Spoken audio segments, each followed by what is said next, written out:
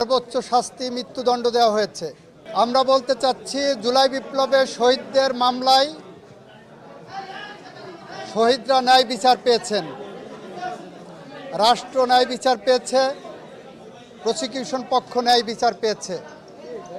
সেই ন্যায় বিচার প্রতিষ্ঠা করতে সেই ন্যায় বিচারের মানদণ্ড হলো এই মামলার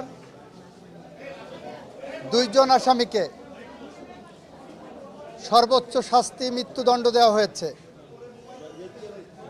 একজন আসামি যিনি রাজসাক্ষী হিসাবে নিজেকে আদালতের সামনে উপস্থাপন করেছেন, সার্বিক বিবেচনায় আদালত তাকে 5 বছরের কারাদণ্ড প্রদান করেছে। আমরা মনে করি শহীদদের প্রতি, দেশের প্রতি, এদেশের মানুষের প্রতি, গণতন্ত্রের প্রতি, সংবিধানের প্রতি, আইনের শাসনের প্রতি এবং আগামী প্রজন্মের প্রতি দায়বদ্ধতা পরিশোধের স্বার্থে এ রায় একটি যুগান্তকারী রায়। এই রায় প্রশান্তি আনবে, এ রায় ভবিষ্যতের জন্য একটি বার্তা, এ রায় বাংলাদেশে ন্যায় বিচার এবং আইনের শাসনের জন্য একটি মাইল ফলক হয়ে থাকবে।